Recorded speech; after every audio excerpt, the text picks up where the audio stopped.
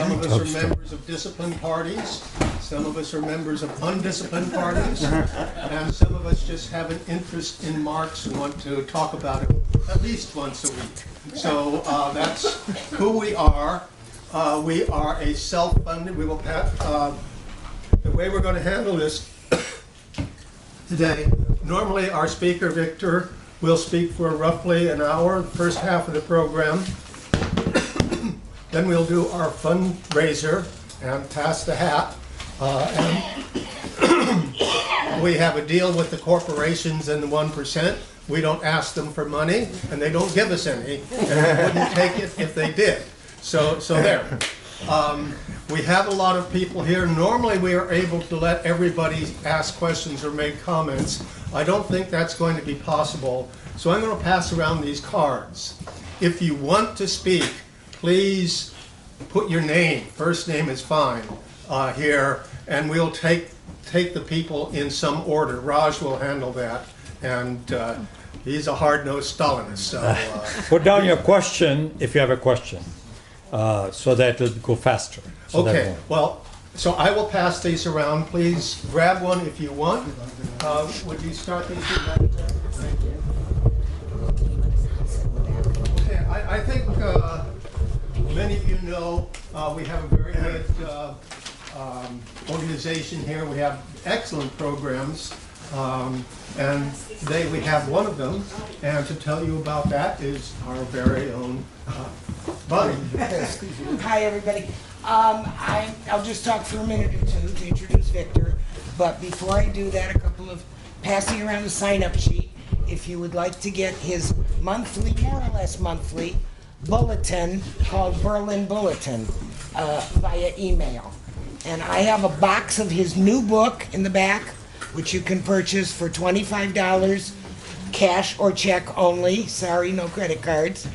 And you can get it signed today by Victor. And we have to rush out quickly shortly after 12:30 for another appointment. So there won't be time to do a lot of chit-chatting with him afterwards. Oh, thanks. But, you want to say something? Bonnie, go ahead. I want to make a plug for his first book, which you can order from the University of Massachusetts Press. And it's his full autobiography from birth through the time he lived, went to the GDR, which he'll talk about. But, you know, this is quite a story, and it's not repeated in the new book. This is more about his life in the GDR and up to the present. So that's my plug. Okay? So with that, I give you Victor Grossman. I'll try to stand. There's an old rule. I can see your eyes. When more than half are closed, then it's time to come to an end. I'll tell you first of all something about my own past.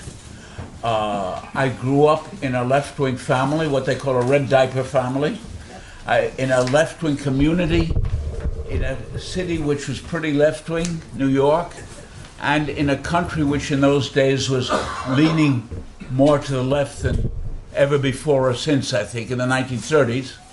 And at a time when the CIO was being built, and though I only found out about it later, starting off perhaps most vigorously in San Francisco with a strike, the general strike, the dock workers strike, and the Siemens strike, which later, as I found out about them, were a very great inspiration. The first newsreel I remember was seeing the guys after winning the sit-down strike in Flint in General Motors. This is basically my first memory. Among the other memories which made me a leftist from those days were the CIO movement with the communists and other leftists in the lead, the fight to save the Scottsboro Boys, the 9 black youngsters who were sentenced to death and saved because of our, actually it was the communist fight, and especially of Spain, the battle in Spain is part of my youngest, most important memories. Save Madrid was our slogan in those days. And I was even at 9 years old, I got actively engaged. We kids at summer camp, we put on this play, which we wrote ourselves, about Spain for the parents who visited on weekends. And I'll never forget that we were very naive. We're very naive. So you're working on me. Yeah, but we're very naive, but I think not incorrect. And since there weren't so many of us, we had to take 3 different roles in 3 different acts. And I won't forget that in the first act, I was a Spanish peasant trying to decide which side to be on. In the second act, I was a Lincoln volunteer in the trenches fighting against Franco.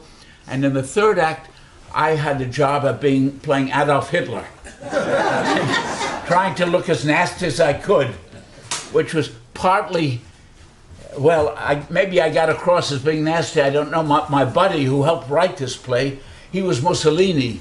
And the one thing I remember about it is we put on the show in the gym. We didn't have curtains, and he had to change costume from one, and he left his Mussolini costume on the wrong side of the stage, and poor Mussolini had to run without pants across the stage, to the delight of all the parents. In any case, we were only 9 years old. We were politicalized at a very young age, and this lasted in high school, which is when I joined the Young Communist League, or was recruited into it, which turned into the American Youth for Democracy in the middle of the war. And then when I got to Harvard, I met a like-minded person coming from Chicago who was working with me to start up a left-wing movement, which was largely dead at the end of the war. And at one point he came up to me with a paper. He said, "You're a Red, aren't you?" And I said, "Yeah, why?" He said, "Well, then sign this." What is this? For membership in the Communist Party, an application. And in my head turned the ideas, first of all, you have to be a member too? And second of all, what would happen to my career if this came out? Because this was 1945. The war was not yet over. I was lucky enough to be just young enough not to get drafted. But the Cold War had already begun and got rapidly, rapidly worse. So that we formed a communist group at Harvard, but remained secretive that it was communist. We were very active against Jim Crow, helping in the union movement, trying to help it from going to the right, especially the steelworkers, passing out leaflets at Raytheon, which was not yet famous for what it now is, or making rockets and so forth. And at the end of my, at Harvard, my 4 years there, the party secretary from Boston said to those of us who had got our diplomas, if this doesn't get out about your secret communist, maybe you have good careers ahead of you with a Harvard diploma or something worthwhile. But our party is a working class party, but we don't have enough workers in it. Would any of you consider becoming workers? And I was one of 3 who said yes, which was difficult because I was a technical imbecile completely. I couldn't even drive a car at 18. I was one of the few Americans, I guess. And totally, with my hands, I was more for head work. But I said yes and worked as an unskilled laborer in Buffalo, discovering that among my colleagues, first of all, it was my first confrontation with working class people, coming from middle class intellectual background. I found, first of all, that we could get along, but they were mostly very conservative. Second of all, racist. Third of all, however, often religious, but in daily, constant class conflict, which was a fight for pennies, basically, with the company trying to cut as much as they could, and the working people trying to fight back as best they could. And this was, I had talked about this theoretically, but I lived through it there. I lived through it often in some of the nastiest ways. I still remember the workers fought back in their various ways. There are all kinds of ways, not always completely above board. I still remember one fellow who took a motor. He wanted to take a motor home from the factory. It was about like this, and it was heavy. He tied it with a rope around his waist because it was winter with overcoats covering it up. But when he got to the exit, the plant exit, and the guard, the rope had tightened so much that he fell unconscious, and of course, you could see the motor. It didn't work. But this was a lesson for me, and even more a lesson was that our political activity, then it was the Labor Youth League, was largely centered in the black area of Buffalo. And the center of it was this amazing family called the Lumpkins. Some of you may have heard of Frank Lumpkin, who was one of the 10 children of Hattie Lumpkin, who, when she became a communist, she brought her whole 10 kids, or at least almost all of them. One was a little too young, one was too old, but about 8 of them into the movement and into the party, plus their spouses. So they dominated basically the Buffalo left-wing movement. And for me, it was a home away from home and a lesson in the problems of black and white problems in the United States, all the pressures on the ghetto area, which I lived through, including violence, drugs, and especially unemployment, which I also experienced. I was laid off at one plant and learning what it means to be unemployed, even though it was, for me, luckily not too long, but how it degrades you. We went from one factory to another, getting no, no, no, and each time you get a no, you feel a little smaller, and you bow a little deeper the next time. These were lessons which lasted 1.5 years, and then I was not too young when the Korean War came along, so I was drafted.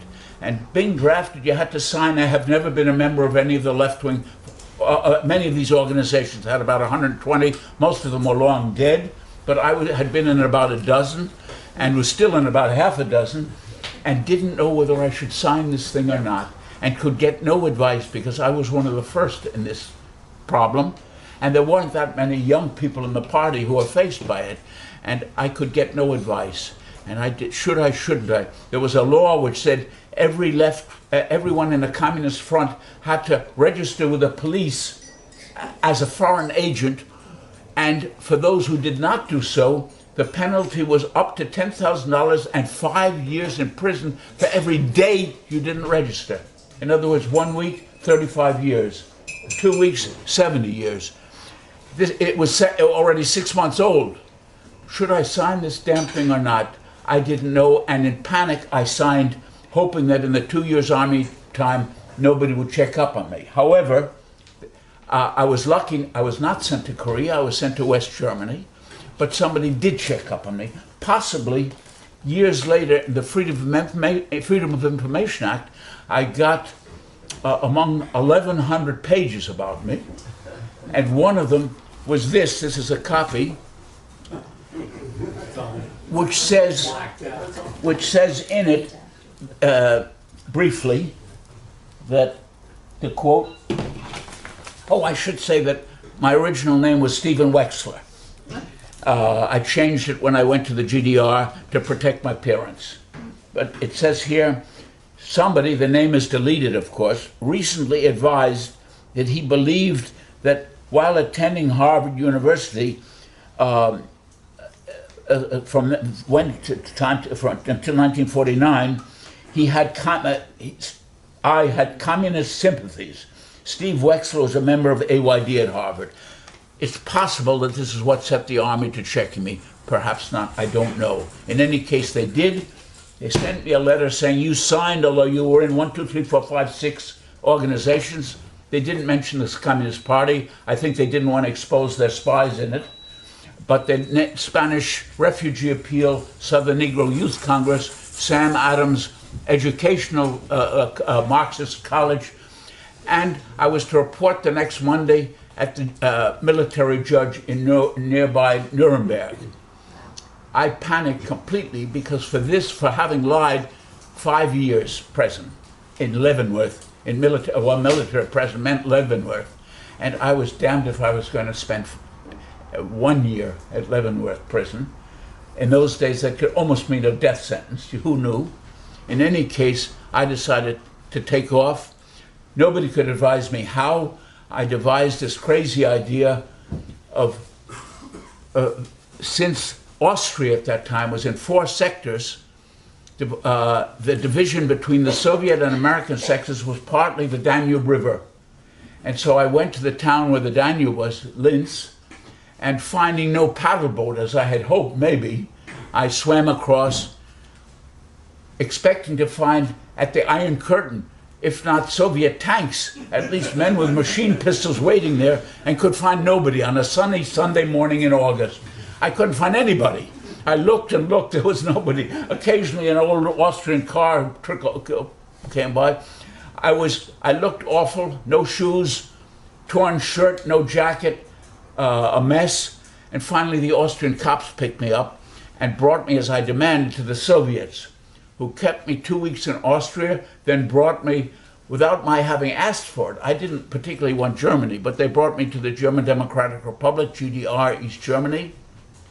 After 2 months of sequestration there, at which time, since I asked for a new name but couldn't think of one myself, they said, well, what about Victor Grossman?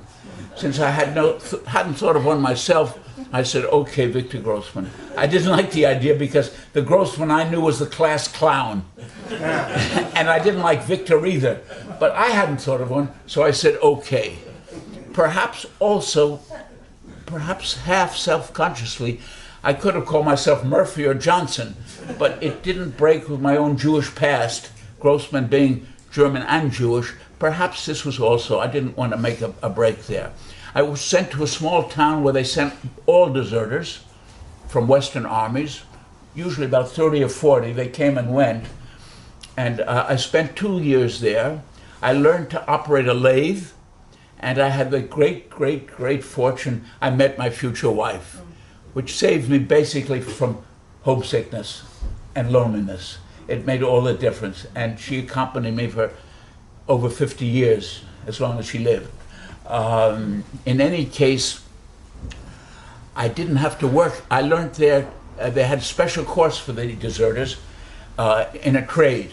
And I learned to operate a lathe, but never worked in that trade. Luckily, perhaps for me and perhaps for the economy, I got the chance to go to college again, this time in Leipzig. For me as a New Yorker, it was a change from a little town of 45,000 to Leipzig, which was a big city. It was 500,000. And with lots more to offer. And my wife beat me to it. She went to Leipzig even before, well, she wasn't yet my wife, so I spent 4 years there, which meant that I had my first job in this town was also working in a factory, logging lumber, which meant I had a chance to compare working conditions in Buffalo and there, and then student conditions in the United States at Harvard and there, which made me the only person in the world with a diploma from Harvard and the Karl-Marx University. and this is a distinction which, unfortunately, I'm going to keep because it's no longer called the Karl-Marx University. But I'm the one person with that. I spent 4 years there and then went to East Berlin, where I had various jobs, partly in English language publishing and radio, and putting out a bulletin called the Democratic German Report. Here's a copy of it, run by a left-wing English journalist who moved from west to east, and put this out every 2 weeks, telling about East Germany, or the GDR, trying to present a fairer picture of it, and a positive picture, but also, this was in 1959 to 1963 is when I was there, exposing the Nazis who, unknown to most people in the United States or in general in the West, basically took over West Germany. Not the very top rank, they were pushed out, the known names, Goering, but in all fields. And this is a symbol of it. In this issue was a coup. Well, we started with a map of the world in which every country where the West German ambassador had been a member of the Nazi party, we put a swastika. And I'll pass this around. If you want, you can see the whole world is scattered because they were all Nazis. Some of them just to join to become because it was necessary, but some were vicious anti-Semites. Pass it around. Yeah, I will. So you can picture too. But it was the same picture. The top military, the leaders of the military, the worst war criminals. One head, the second head of the West German army, had been the leader of the squad which bombed Guernica, you know, with the famous Picasso picture. He was the head of it, and he became the head of the German army. Another one had been taken part in had been a general in the siege of Leningrad, where 1.5 million people died. And he had helped destroy 3 ancient cities in Russia, Pskov and Novgorod. Had been sentenced to 25 years in the Soviet Union, but Adenauer, the West German chef, got him out, and he became head of the army. The same was true in the academic field, in journalism. The judges were the same Nazi judges who had been sentencing people under Hitler.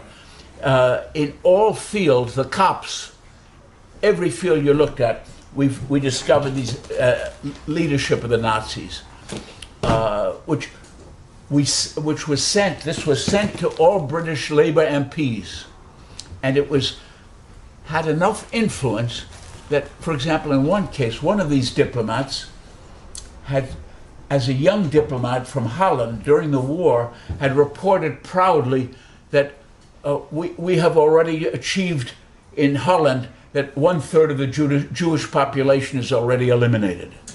This guy had become, at the time we wrote it, the ambassador to Switzerland. And whether because of British pressure or Swiss pressure, the government that was then in Bonn, the government had to withdraw him and send him instead to Argentina as ambassador to Argentina.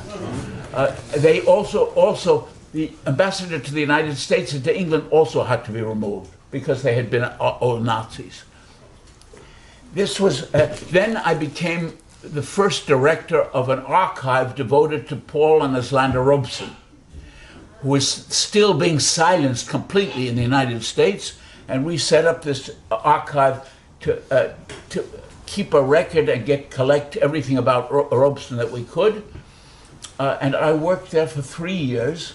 By the way, I had never met Robeson personally, except once to shake hands in a long line, but I had seen him in acting in Othello. I had been at this Peekskills concert, which was hit hard by the fascists. I had seen him and heard him on many occasions, and he was very close to my heart, as he still is. I don't know if, yeah, there he is up there. By the way, that's how I came to meet Bonnie Weiss, who introduced me, who was very active in the same cause. I watched the GDR from 1952, which was close to its beginning. And at a point, it was in 1952 when they officially decided that it was no longer possible to build a unified Germany. West Germany and the US had rejected the offer by Stalin to have a unified Germany, democratically elected, but with no military and in no military pacts. That was rejected. So it meant building up socialism in 1/3 of Germany. It was, unfortunately, the very much poorest third, by far the poorest third, one which was hit even worse by the war than West Germany, in great measure, and which carried over 90% of the reparations, since unlike France, Netherlands, and Belgium, the Soviets and Poland could not renounce reparations because they were completely destroyed and they needed them desperately. So until 1953, it paid this occupation burden, this reparation burden. So the first year was a tough year, although there was none of the hunger and starving that I had heard about in the Western press. But it was things were pretty tight. After 1953, there was an uprising then, which a very unhappy occasion, but meant a big change. First of all, that the Soviet Union no longer stopped reparations and was able to help. It had already helped in certain major decisions. One, carving up the huge agricultural goods owned by a small number of nobility, with these giant estates, cutting them up and giving them to the small farmers and laborers. Second of all, in confiscating the factories and the factories and offices of all the war criminal companies like Krupp, Tyson, Bayer, BASF, Siemens, and the rest. Took them over completely. This was a very good and very important thing, but also had its negative side in that much of the management staff and the skilled staff also went west. They saw the Soviets coming, and they saw the left-wingers and communists who were set into, who became the administrators in East Germany at first, and they quickly went west where they got jobs in these same old companies again, which were still in power and remained in power in West Germany, and since unification have returned to the East Germany now again. By the way, I should mention, we threw them out since 1990. Every day when I go take my elevator in my apartment house, I see Krupp and Thyssen, Thyssen you would say in English, two of the worst war criminals there were. The escalators in the elevator, also Krupp and Thyssen, they've come back in power, and not only in East Germany, but since East Germany had, or the GDR had been a barrier, this barrier was no longer there after 1990, which means that they can expand. They can expand eastward and southward and send their armies for the first time after the war to drop bombs in Yugoslavia, to drop bombs in Afghanistan, to get engaged in all the Mali and other places, which had not been really openly possible as long as the GDR was there. However, I saw the GDR build up from very tight. The GDR, unfortunately, had almost no natural resources, and it had almost no heavy industry. That meant iron and steel. That was all in West Germany. They had one steel mill in the whole of the GDR. It meant building up, and the only natural resource they had was this awful lignite coal, which is the worst possible coal you can imagine, ecologically terrible, but it's all they had. On the basis of this, I saw how year for year the economy was built up and up and up, and planfully built up. For example, the area north of, between Berlin and the Baltic Sea to the north, used to be the most feudal area in all of Germany for centuries. It was so feudal that the old Chancellor Bismarck around 1890 said, if the world ever comes to an end, I want to be there in Mecklenburg because they find things out 50 years later. Always late. Under the GDR, this area was built up with a shipyard industry, a coastal industry, an agricultural industry, agricultural machinery, and became one of the most prosperous areas in East Germany. I watched how the living standard, starting in '52, when people were still trying to replace the things they had lost in the war, or many of them, gradually began to build up and up. An example I often use is that when I got married, talking to my wife about our future, I said, and then we want to get a refrigerator. And she said, what for? She came from a village where they didn't have refrigerators. They cooled things in the cellar usually. They had tricks for it in the cellar. But she found out that how good a refrigerator is. In those days, the first years, the refrigerators they made were small, about this height.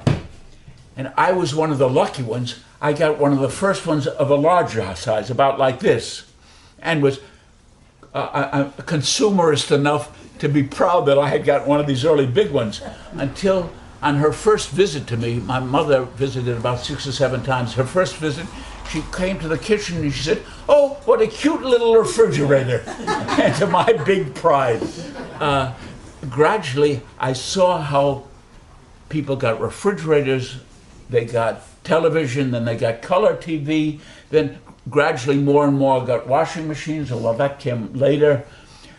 With cars, that was one of the big problems, because they could never catch up in the number needed or in the quality needed. They were too inexpensive little cars, which you still had to wait for. I had a called Trabant. I don't know if anybody's ever heard of them. 2-stroke. They were just right for me because you don't need oil for them. The oil is in the gas. It comes out of the pump together with the gas. So you never have to fill it with oil or check the oil. You didn't have to check water either because it's air cooled. So for people like ignoramuses like me, it was just right. And it was simple and everything. But lightweight, not too ecological, and not too well, the springs weren't too good, but just right for me. In any case, the standard of living went up and up. Most important was that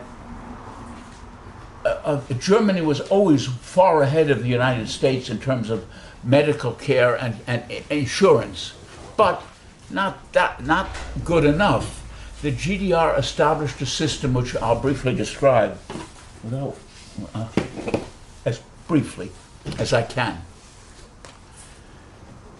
A tax was taken out of your pay or your salary every month.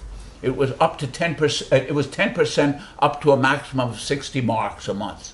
Most people got 6, 7, 8, 900. For this tax, all medical and dental care was completely covered, but everything. In other words, you made an appointment with a doctor of your choice or a dentist. If it was a very popular one, you waited longer, or a specialist, you sometimes had to wait longer. You went there, and of course you didn't pay a penny. You didn't pay a penny for the dentist unless you wanted gold inserts. For gold you had to pay extra.